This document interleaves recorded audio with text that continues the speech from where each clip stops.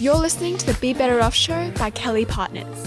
Well, welcome to the Be Better Off Show, where we get great Australians doing interesting things to share their journeys, their ideas, and some inspiration on a Friday morning, 8 a.m. here in Sydney. Today, I've got Ben Thompson, founder and CEO of Employment Hero. It's a great piece of software that we use. It's a platform to help your employees be better off. I'll get Ben to tell you much more about it, but I've known Ben for a long time. He's a wonderful guy, and I've watched his journey with real energy and inspiration. So good morning, Ben. Good morning, Brett. How are you? Mate, I'm fantastic. Now, let me ask, the beginning's always a good place to start. Where did you grow up? How many kids in your family? What did your mum and dad do? What was your sort of formal education, and what came after that? Wow. Okay. There's a bit there. So I'm Sydney born and bred in Frenchs Forest, and then ended up in boarding school up in Armidale and university up there as well. So spent time in the city and the country, ended up in Armidale for about 8 years. Did economics and law while I was at university. Found my wife there in Armidale. She's a country girl. And we've since had 3 kids. And it's scary how old they are now. My eldest is 19. He's heading off for his 6 months overseas. My daughter is 16. She's back at the school I went to, which has now gone co-ed. So good to see a bit of progressive schooling happening in the GPS schools. It'd be good to see that spread a little bit. And my youngest one is 13, and he's here with us. So yeah, it's been an interesting time. It's gone quick. Yeah, it's amazing, isn't it? I've seen it over the last 30 years working with clients, how quickly kids grow up. So I felt very forewarned as to how quickly that happens, which is funny. Now, your dad was, I think, an employment lawyer. You jumped into employment law, I think, with him. Share that story. Share that story with us. He wasn't a lawyer. He isn't a lawyer. He'd like to think he is. He finished school and became a cadet with Qantas in management. And at the time, they'd call it a cadet, like a graduate program, and went into HR and became HR director for sort of multinationals and finance companies, Perpetual, Sun Alliance Insurance. Didn't really love the corporate environment, although he did 20 or 30 years of it, but then eventually started his own HR consulting practice when the laws in New South Wales started to be deregulated during the Keating era and beyond. And there was a bit more flexibility, and you could start for the first time making enterprise agreements. So he left the corporate environment, went out on his own and forged an entirely new sort of area of business, just helping SMEs understand employment in better ways and work together to formulate the best employment arrangements for the conditions of their particular business and their particular employees, which, sounds, fairly reasonable, but at the time, it was quite a difficult thing. So much reform, so much politics in employment. But he loved it. He loved the battle. He loved to forge new paths. And our dining room conversation was always around employment, industrial relations, and politics. It was just a really interesting time. So that was decades that he was doing that. Mum, meanwhile, she was actually working at Stuart House, a school for kids that come down from the country, as a teacher's aide, and then she became a personal assistant or an EA to the executives at Blackmore's here on the Northern Beaches as well. So she was helping people out and eventually joined Dad in the business. And so it was very much a family business with Dad out there cutting new paths and Mum right by his side, sort of making sure everything ran smoothly. And then myself, I joined the business in 2002. I had finished school, gone into finance, worked on the Futures Exchange, worked in the Futures Exchange, went into banking and mergers and acquisitions at Perpetual, and eventually overseas, and worked on startups and in the UK during the dot-com boom. So current economic times are quite familiar to me. Got through that and had a great time in the UK with my wife, and we moved back in 2002 to raise our family. And so I set up a law firm, which was supposed to be a technology law firm, because that's my real passion. I just love technology. Set up this, in Dad's office. He was doing his HR consulting, and I set up the technology law firm. And before I knew it, I was an employment lawyer. And that's how it all started. Yes, it's a great story. So that's what, 2002, 3, 4? Yep. I think I met you in 2011-ish. It would have been, 2008, 2000. Yeah, actually, I would have been in EO for a few years. So, yeah, probably would have been like 09, 10. Yeah. Yeah, 2009. So you've been in employment lawyer for 5 years. And I remember chatting, and you were trying to pull this bit of software together to give our listeners some, who are private business owners, some context. We all know that managing people, just in terms of the basics, is, have we got an employment agreement with each employee? Are we paying people appropriately in accordance with the law? Are we recording people's entitlements and arrangements that we have? Because often, we've bought about 55 businesses in our industry now, some small, some large.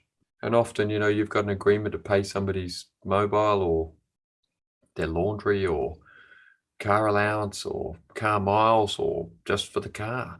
And then as we buy these firms, Ben, we were seeing that, there's what's been agreed, there's what's been perceived to be agreed, there's what's written down, there's what's actually been paid.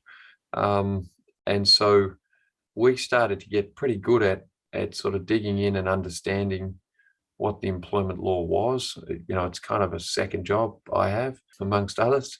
And so I was very interested, for our listeners, when I met Ben, because he was in this process of trying to build a software product that made that easier for small businesses while also extracting himself from the practice of employment law.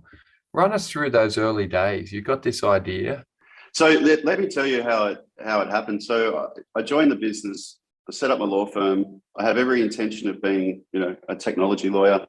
And then Dad had hundreds or maybe thousands of, no, probably not thousands, but many hundreds of small business customers around Australia that he was helping with HR, enterprise bargaining at the time was huge, and training. And he said, look, while you're finding your feet as a technology lawyer, why don't you go and meet some of these small businesses and find out how you can help them, because you need the money. No one's paying you. He also gave me a really great lesson, which I might actually just explain, because I think it's one of the most valuable pieces of advice I've ever been given. After about 2 weeks, I'm sitting at my desk and doing the odd cold call and trying to rustle up some business, and being in business for himself by that stage for well over a decade and starting from scratch. He knew what it was like. And he'd sort of look at me and see what I was trying. But one day he said, come and get some lunch. We went for a walk. And on the way there, he said, mate, I don't think it's clicked for you yet, but you've started your own business and you're doing okay. But you've got to realize there's a big difference between being an employee and being in your own business.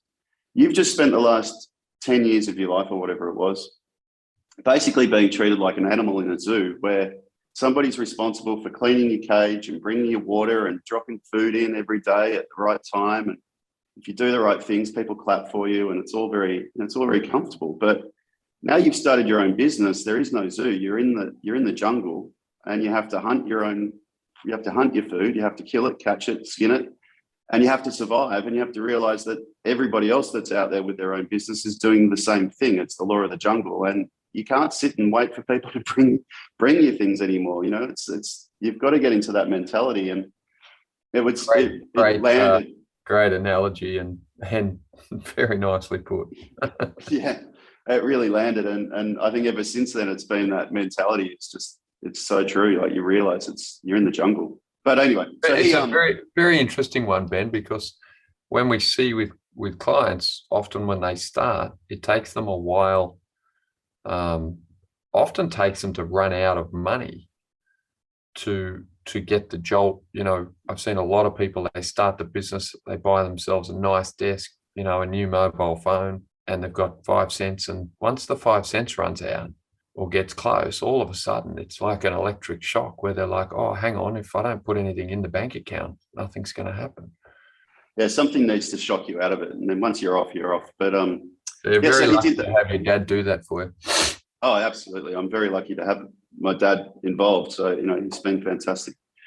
So, yeah, he said, look, why don't I sort of introduce you to some people, because you've got to figure out how to make some money here, and it's going to take a while. So he lined me up with intros to about 10 different small businesses. Literally, I can recall what they are, like the Ben Dunn, who still has service stations.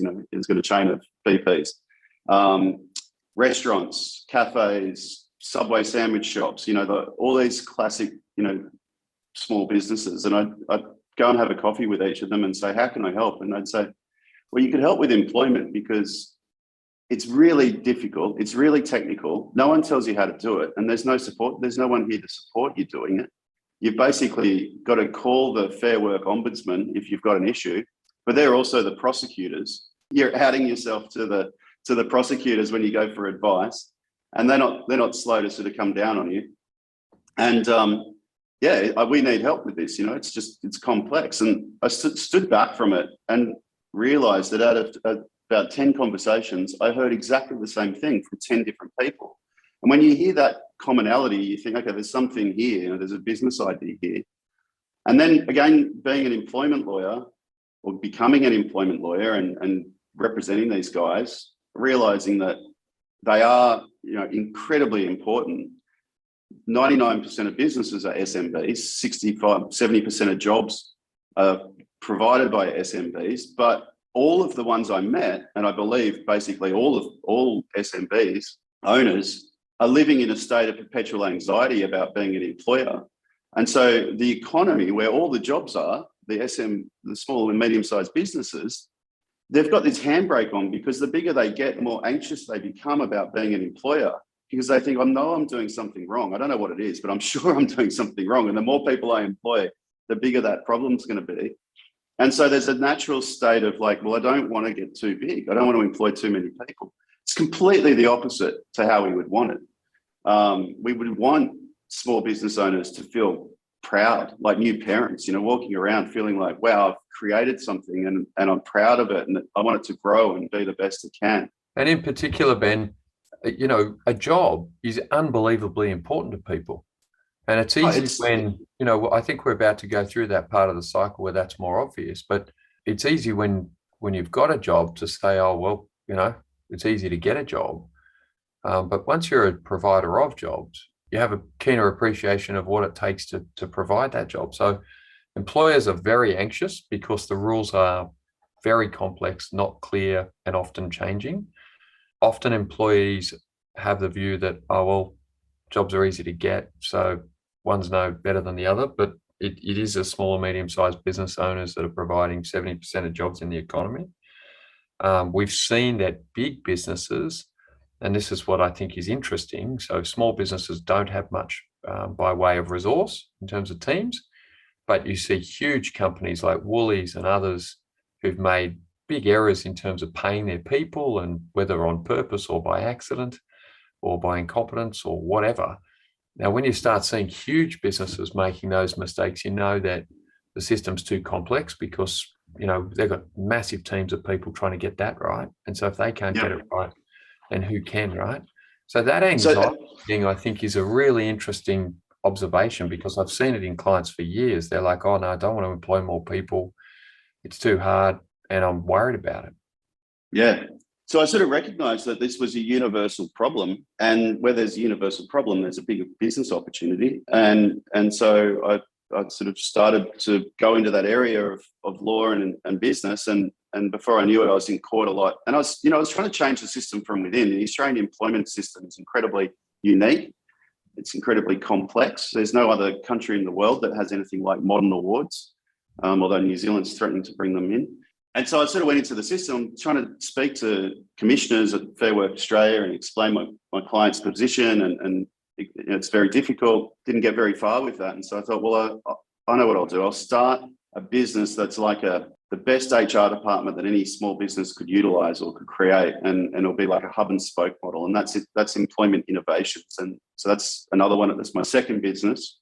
And that's HR consulting, payroll bureau, help with everything sort of employment. It's like your HR back office. And we grew that business. It was obviously, it found a good product market fit, and we opened offices and all over Australia in all the capital cities. We have built it to thousands of businesses and expanded into New Zealand. And it's been a really good model. It's still growing really great guns. But at one stage, and just to come back to a point you made about creating software, at one stage there, not long before I met you, I read the article by Andreessen Horowitz called Why Software Will Eat the World.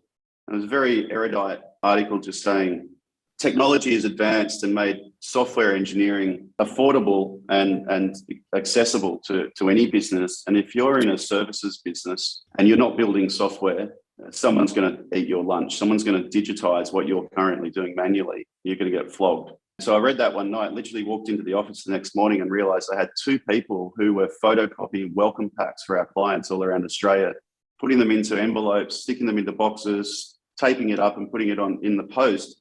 I was like, well, there's an example of something that needs to be done. You know, every time you onboard somebody in Australia, they've got to choose their super fund. They've got to sign a contract. They've got to complete their TFN declaration. They've got to do their work rights. You know, do they have a visa and the right to work here?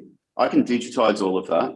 And that was the start of Employment Hero. So we went from being a national services business to having a very small team of engineers who I basically said, your job is to digitize employment innovations and put employment innovations out of business. You know, you need to turn this business into a digital platform. And that off we went. That was the start of it.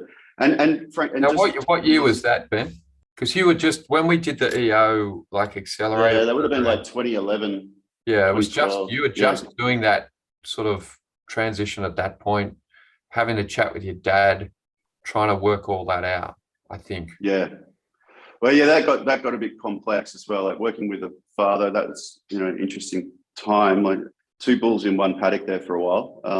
Sort of as my side of the business grew and I was working closer and closer with dad, we just lock horns on the most ridiculous little things, you know, font types, quite literally, like the structure of a sentence, you know. That's good. Like that, like it's good in that, you know, guys, for so many of our listeners that you know, dads with businesses, sons coming through, daughters coming through.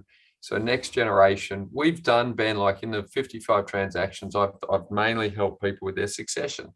And you can't build a large business without being able to work with older people, younger people, very, very bright people, people less bright, very driven people, less driven people. And so as you expand your ability to work with a broader range of people, you can grow obviously a larger business. But succession's hard. If it's family-based, it's even harder.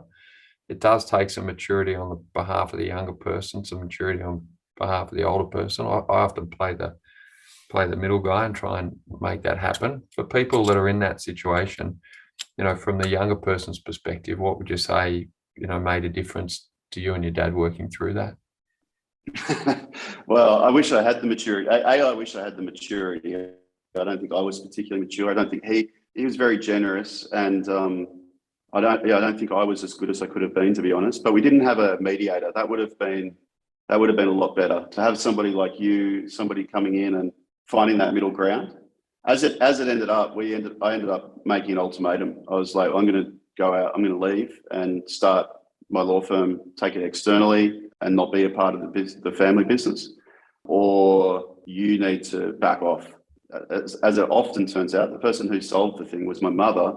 She got a diagnosis that she had Parkinson's disease, and she said, listen, I've got 10 or 15 good years ahead of me. I'm going to be sitting around watching you 2 fight every day. So I'm out of here. I'm out of here. I'm moving to Tasmania. She literally said to my dad, I'm moving to Tasmania and you're welcome to come with me. So, but one of you has to back off. And so off they went and moved to Tassie. I got the business valued and bought the business for what it was worth. And that solved it, but it wasn't pleasant. And I empathise with any family business that has to deal with that. It's very difficult. But if I can come back to Employment Hero, and as we develop the software, also employment innovations, I guess, one of the things that people don't realise is that with employment, probably 95% of what has to be done is common to every business. But unlike accounting, which is complex and needs good advice, there's no sort of outsourcing arrangement for employment. And so you don't have that network of advisors around you. You've just got to figure it out for yourself. So what you end up with is every small business reinventing the wheel. They go out and they find employment contracts. They go out and they find policies. They go out and figure out how to run payroll. They interpret the modern award. They do everything themselves with no advice or limited advice. And that's where Employment Hero has been so great as a platform, because we've gone, okay, well, what are the 95% of tasks that are common to every business? How can we automate that? And how can we make it affordable so that every small business can be a great employer and they can feel confident about being in employment and grow their team with enthusiasm and energy rather than this, perpetual anxiety. Yeah. And so the platform now has evolved over a long time, 8-9 years, to do everything related to employment. Recruitment, we just launched our own job board. We've got our ATS, we do onboarding, we do performance management, rostering, time and attendance. We digitized all of the modern awards, or at least 90% of the ones that matter. And so payroll is now simple, that you're compliant because all of the payrolls have been interpreted in the background. Payroll, super clearing, ATO integration, STP2. There's nothing other than the purely human elements of employment that our platform doesn't do. Reward and recognition, everything. So now every small business owner can. That's right. So we're using it that way, Ben. And now we just have our employment lawyers give us, really the bespoke advice around situations that arise from time to time, because humans are humans. And so I think, it's a good example of, what can be done with good software and intelligent thinking to take what is just common compliance and put it in a format that people can use. Yeah. As I said, it was a universal problem, and that's been proven out by the fact that Employment Hero has been able to solve that problem, not just in Australia, but New Zealand, Singapore, Malaysia, the UK. We're expanding all through Southeast Asia. We're expanding into parts of Europe. This is not a small market to address. It's basically everybody, every country that has employment has to solve the same problems, the same set of problems, the same processes. So it's a huge opportunity, and it's something that we really love doing, because you can see the benefit of what you do. You see business owners and their employees are happier, more productive and compliant and less anxious. So it's been a really fantastic journey. Although, having said that, we are only just getting started. There's just so much more that we're doing. And I've got to say, I'm as excited and as enthusiastic about what we're doing tomorrow and the years coming as I was the day we started the business. Isn't that funny, right? So I certainly have the same phenomenon, that when you sit and look at a business, when you're just trying to get it literally off the ground, you don't, it's a bit like a jet on a runway. You're trying to get it off the runway takes a lot of effort. And then you're trying to get it up to some altitude that it can fly without falling out of the sky. But once you get that up there, you realize it's a big world out there, and there's a lot of places you can go and a lot of problems you can solve if you've got great people that want to help people.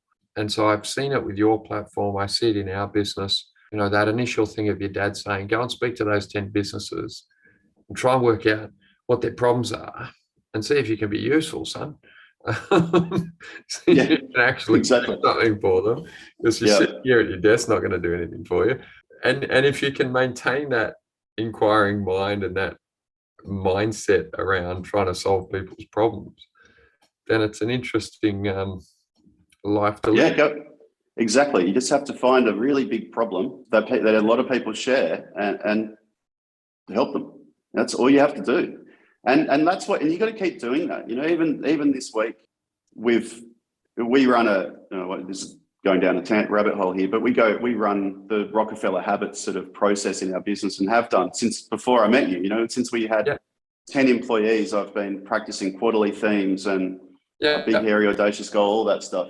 And that's how we met and really bonded over the shared love of that book. Yeah.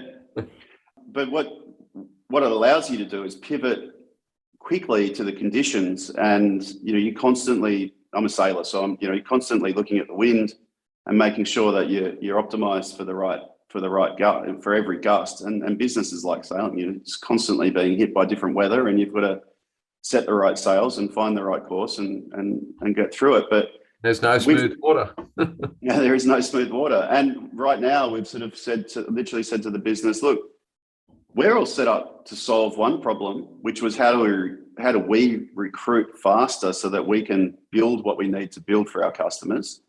The weather is telling me that recruitment's not going to be the biggest problem for us for much longer, nor is it for our clients. We need to start thinking about how do we help our clients survive and thrive in these current conditions where, one day, you've got inflation, you've got interest rates climbing, there's something coming, but it hasn't hit yet. But the market, but some people are seeing ahead, some people are in it right now. The tech companies are laying people off and putting in hiring freezes. But I think the general public and, the SMB consumer retail type businesses haven't felt it yet, but we're now rapidly pulling together our strategy for how do we help our customers get through what's coming. That's what we've always done. How can we help? What are they going to need? Let's anticipate that. Let's build that and let's deliver that when they need it. And we've done that day in and day out for 8 years with Employment Hero. Yeah, it's very, very interesting because, 5 seconds ago, it's like unemployment's 3.9%. To me, that's a trailing indicator. And, there are jobs everywhere. What was it called? The Great Resignation. I'm always looking ahead because I think you've got to look at the road in front and the road, well down the road. And we're going back to, I started work in 93, the last Great Recession. We had Paul Keating in the recession we have to have. I feel like we've now got Biden and Albo, high inflation leading to high interest rates.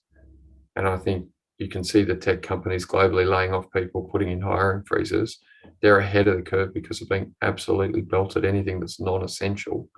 But I think the broader economy is about to see much, much tougher economic conditions because they've printed so much money. I don't think they can print much more. And, you've seen no productivity uplift in Australia in a decade. People declining real wages. When I started the business, I wrote a 5-step master plan, and it was really driven by the recognition that real wages were in decline and that we wanted to help employees as much as employers. But since then, real wages have been in steeper decline, and that's only going to get worse. So you have a global economy. My thesis is basically you have a global economy. You have talented people around the world, and where you are born shouldn't determine what you get paid. And so if somebody is willing to sit on a Zoom call anywhere in the world and do a role and do that with a level of enthusiasm and intensity and excellence, then they're going to be the person you want to do that role. And as that market becomes a global market, then the protected wages that we've had in one place aren't necessarily the market rate for that job. And that's the undiscussed reality of why real wages in the West haven't grown. You've got 600 million people in China have come into the market over the last 20 years. You've got hundreds of millions coming in from India. There'll be more come from Africa. And basically anywhere that anyone can get an internet connection and a computer, if they want to get on Khan Academy and learn how to make a YouTube video, they can go out and call themselves a video editor. No one really cares anymore if you went to Harvard or Stanford or where you went. They just care whether you want to get up early, stay up late and solve a problem for a customer. So that's why I keep going back to, your dad says, look, Ben, get out of your desk, go talk to 10 small business owners and listen, hear what their daily struggles are and find out how you can help, because it's the helpers that win in the end. Yeah, absolutely. And just that thread, that theme that you've just mentioned about online working, I think that is one of the most under-recognized things on the planet right now. And I'm coming to you because I've got a Starlink dish on the top of the house as a bit of an experiment to see how well it works. It's better than the NBN. And what people don't realize is that 34% of the planet's population still doesn't have internet. They've never used the internet. 3 billion people out of 8 billion people don't have internet access. But SpaceX, Starlink are putting global satellite internet around the world incredibly rapidly. Just an example, they've flown doing 3 flights a week. And they're putting hundreds of satellites. 150 satellites a flight. No, it's not that many. It's 60 satellites a flight, 3 times a week. 150 satellites a week is what I read. So 3 billion people are about to be connected to the world of online working now that we're all working or capable of working remotely. How is that when 3 billion people can gain access to free education, affordable broadband, and you give them a computer, you've just increased the global talent supply by 34%. That's going to lift more people out of poverty. It's a huge thing, and it's happening right before our eyes, and no one recognizes it. But whenever I talk about it, people sort of think I'm crazy.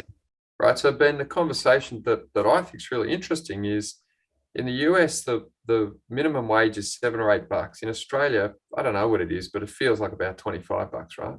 And there's always this argument. I think Albo's come out and said, well, we've got to increase the minimum wage by 5.1%. Well, that's all great. But the internet doesn't give a shit about what the minimum wage is. And the people, in fact, who want opportunity don't really care either, because most people, around the world are still on $1 a day. They're not in a situation where they're arguing about what time they come to work or whether they come to the office or not, or all of those esoteric arguments are the arguments of the privileged. And we are all privileged, notwithstanding what we get paid in Australia. From the lowest paid person to the highest paid person, we're incredibly privileged on a global scale. And so, I love this. I lost my job at 22. I didn't know what to do. I started listening to people with alternate views. And one of these great American speakers said, formal education will make you a living. Self-education will make you a fortune. Now, most of those 3 billion people aren't going to be able to access face-to-face classes in some prestigious school or university, but they are going to be able to access phenomenal vocational training on YouTube. Today, when I want to learn something, I grab a YouTube video and it tells me how to change this or do that or fix my bike or fix my bike rack or fix my car. All the car manufacturers now, all their, welcome to your car, it's all video. I think we have to broaden our view. And to your comment, we were chatting just before we started the call. I don't think about whether you work in the office or you work remotely or you work from space. I don't actually care because my clients don't care. The problem that I'm trying to solve doesn't care. It just cares whether you're a disciplined person that, wants to think in a disciplined way and really take action. Yeah. So you've got these sort of current macroeconomic conditions bearing down on us, but you've then got these issues like 3 billion people being connected to the internet and the online world of work. So there's plenty of reason for optimism, plenty of reason for paranoia as well. But we're trying to help businesses access all of that and do all sorts of things. So Employment Hero launched during COVID because we had to start working remotely. We launched a thing called Global Teams, which is a network of employing entities all over the world that mean that anyone that's using our platform can actually hire and engage people literally anywhere on the planet. We've got employees employed through Employment Hero in 68 countries, but we're actually really only present in 5. What's that called, Ben? It's called Global Teams. So it's taking the employment, so the HR platform that we have and the payroll platform, and connecting it to remote workers literally anywhere on the planet.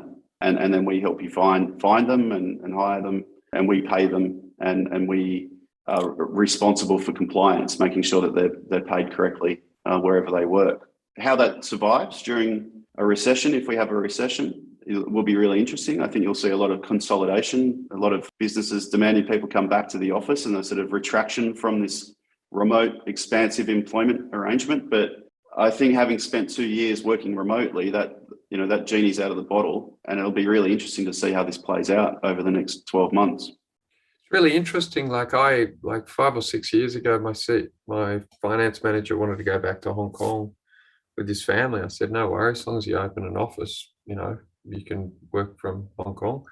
And Kenny opened the Hong Kong office. We've got 10 or 12 people up there doing our internal financials. He's a wonderful guy, and it's worked incredibly well. I've never thought of him as working remotely. I just think of him as working in our team. Now, the technology wasn't anywhere near as good nearly 7 years ago as it is today. I just keep saying to people, I just think that remote versus on-premise distinction is, if we need to get together face-to-face, let's do that. If we don't, let's not do that. I started to do my podcast via Zoom or Teams 2 years ago now because of the pandemic, but just gives me access to more people more easily.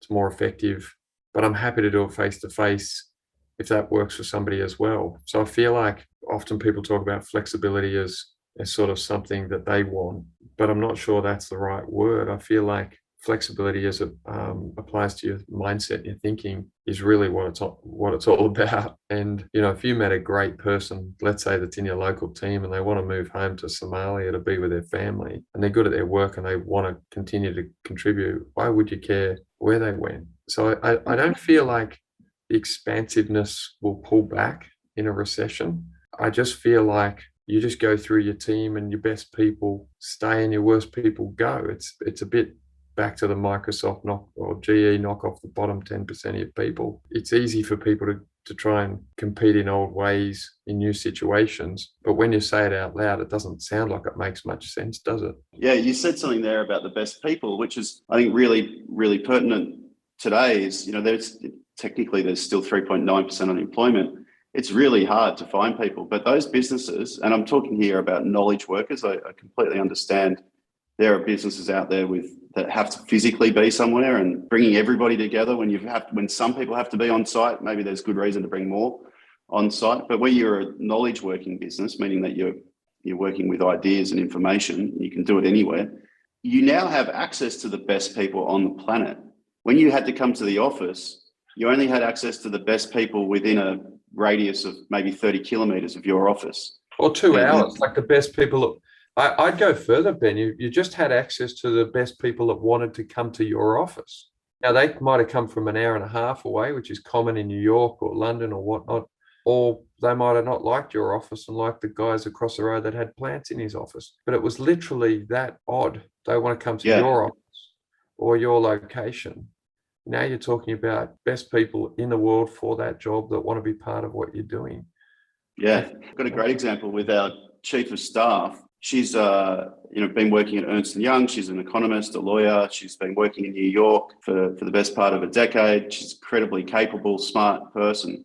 But during COVID, she came back from New York just because of the lockdowns and everything, and went back to her family property, which is an hour outside of Moree, which is 650 kilometres northwest of Sydney. And now she's got a Starlink dish on top of the house on the farm, and she is a very important part of running our business. But she's chosen to live in regional New South Wales. And we've got 600 people in our company now. And I don't think I meet people online in Darwin, in Auckland, in London, in Singapore, in Manila, in everywhere.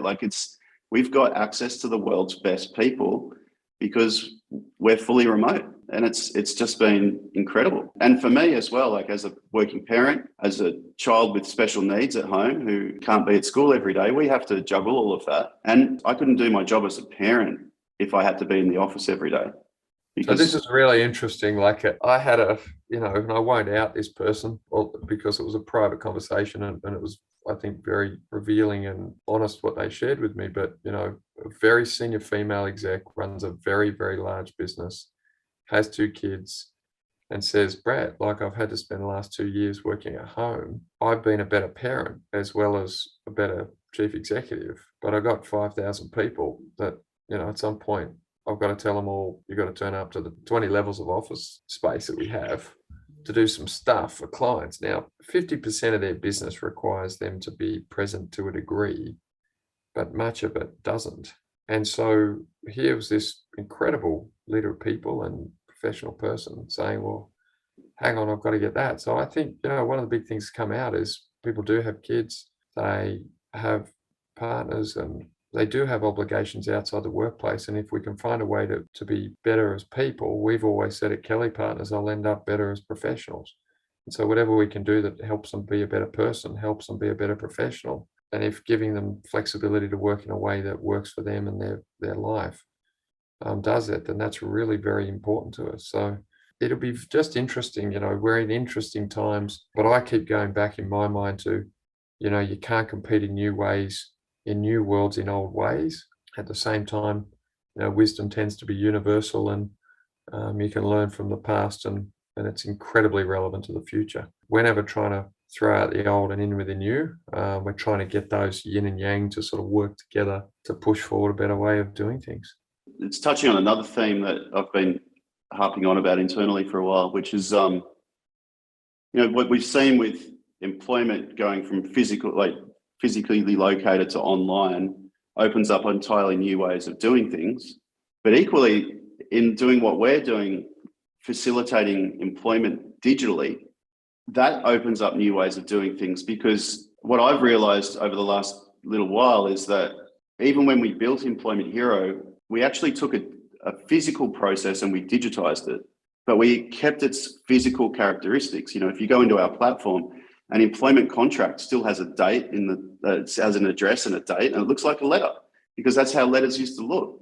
Most companies still pay people monthly in arrears, because you used to have to send invoices via the post on horseback, and it took 30 days to get paid, so you couldn't pay your staff any quicker than that. Now you can pay people instantaneously. And I'm really challenging people to think, what is the term for that is skeuomorphic, which is where something digital inherits the physical characteristics that it used to have, but there's no reason that it needs to have those physical characteristics anymore. So I think there's that's why I'm so excited about the future for Employment Hero, is looking at what can we do now when we forget why things are done the way they are, and think about what could they be? What could they be now that it's purely digital?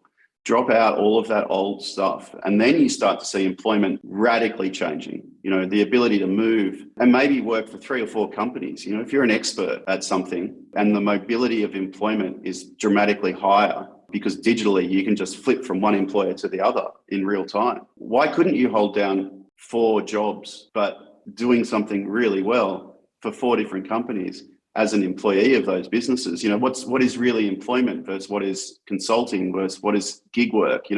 All these things are converging. Why do you have to be paid once a month when actually you earn money every hour that you work? You're providing your employer with a 30-day interest-free loan. Why do employers have that luxury to sit on that money for 30 days? Why not pay people in real time? Imagine being a kid who can turn up at a shift at a retail outlet or a pub. You clock on, you do your work, you clock off, and the money's in your bank account. These are all things that we're bringing to market, and the opportunities are phenomenal. Like, you can really reinvent the way labor is accessed and managed and remunerated. We've just always been doing it the way that it had to be done in a physical world, but now we have the option to do it in a digital and in a completely new way. It's true, and it gives people access. I think part of the other issue I saw was, as a young guy, I just wanted to work a lot because I wanted to learn a lot. And I knew if I learned a lot, I'd end up earning a lot. But I knew I had to work a lot to actually learn things, because I knew I didn't know anything. But I was locked into an employment environment that said, just come at 8:30 and you go home at 5:30. And if you do any more than that, you're a bit odd. But in a digital world, there's less limit on what you want to do. If you want to work more, you can work as much as you want, and you can get paid for it. Because often what had been missed, I think, in the past, is that you don't work to get that $10 at the end of an hour shift. Ultimately, in terms of your career, you're building knowledge and expertise, and the more of that you can do, the more you'll ultimately earn. So yes, you get your $10 for the hour you just did, but more importantly, you're actually building expertise. So if an employer would say to you, yeah, mate, you can work as much as you want, in my mind, a workplace is like a gymnasium, 24-hour gym, all the equipment's there. Question is, do you want to go in and do anything with it? Well, the employer gets the short-term benefit of the effort, you get the muscles, and ultimately you want the muscles, right? So I think it's very, very interesting. Often there's been these old mindsets that, oh, well, if I sit at work for an extra hour, the boss gets the benefit. But I always had the view that, well, I'm actually building the muscles. So I love the idea that I could have, if my boss didn't want me to work more than 8 hours, I could have found another boss that wanted another 8 hours. And, I would have got my 10,000 hours experience much quicker. Absolutely. And that wasn't possible. Employment Hero might actually keep a little dial that shows that I've got 10,000 hours. Imagine that. Exactly. Yeah. Well, yeah. In fact, we will. And, the reason you couldn't do that before COVID was because you had to spend 2 hours a day commuting to the office and home again, and you had to physically be in the office. But if you can work online, you can, you just got so much more time. And whether you want to use that for family, for health, for working for more than one employer at a time, there's massive opportunities. Yeah, it's very, very interesting. Benny, thanks so much for your time today. We've done our time as I knew we would. And for all our listeners, Employment Hero is a product we use, we recommend. We can help you with it if you want some help. We know a lot about it. And as I think you will have easily perceived, Ben's a great guy building a terrific business. And, you ultimately end up the average of the people you hang around. And so through this podcast, we're trying to improve your average by letting you hang around with some people that we know will add some value. So Ben, thanks so much for your time today. I appreciate it. Thank you, Brett. Have a great day. Thanks for having me on, and thanks for your support and friendship and challenge and intellect over the last 10 or 15 years. It's been a pleasure knowing you and having you as a friend over that time. So really appreciate it. Appreciate it, big fella. Thank you. Thanks, mate. Talk soon. Thanks for listening to the Be Better Off Show. If you enjoyed this episode, don't forget to rate and review on Apple Podcasts. Have a great day.